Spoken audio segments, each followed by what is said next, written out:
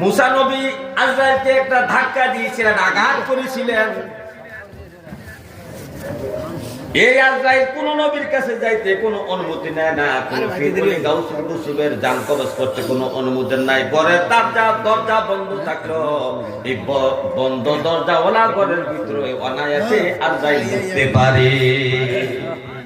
আমার নবীর ঘর তো কোনো বিল্ডিং ছিল না,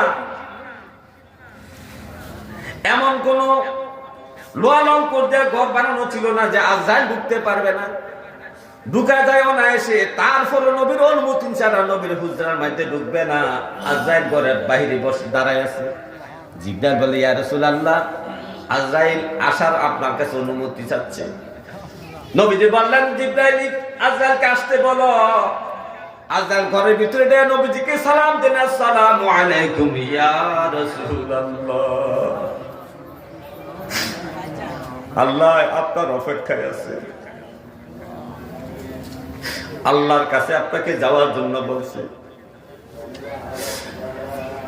নবীজি জিবরাইলের চেহারার দিকে তাকায়, জিবরাইল এখন আমি কি করব? আমি কি যাব না থাকবো? কারণ আল্লাহ তো আমাকে খাওয়ার দিয়েছে, আমি থাকলেও থাকতে পারি, যাইলেও যাইতে পারি। কিন্তু নবীজি বেকুল হয়ে আছেন, উম্মতের চিন্তায় বেকার হয়ে আছেন, মনটা খুব খারাপ।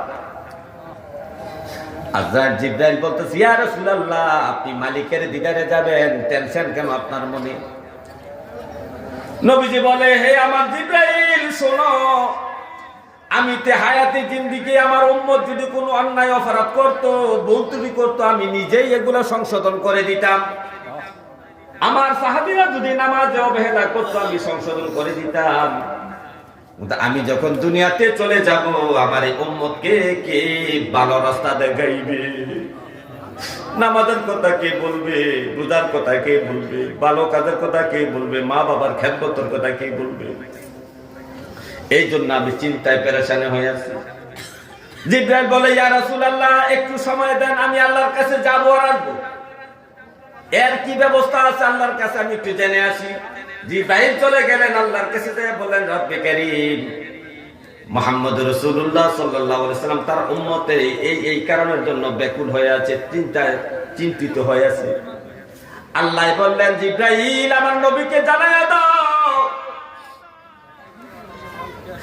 আমার নবী দুনিয়াতে হায়াতে জিন্দেগি থাকা অবস্থায় তার উম্মতের জন্য যেভাবে উপদেশ আদেশ নিষেধ করত, পরামর্শ দিত ইবাদতের জন্য, তার এই কাজটাকে তার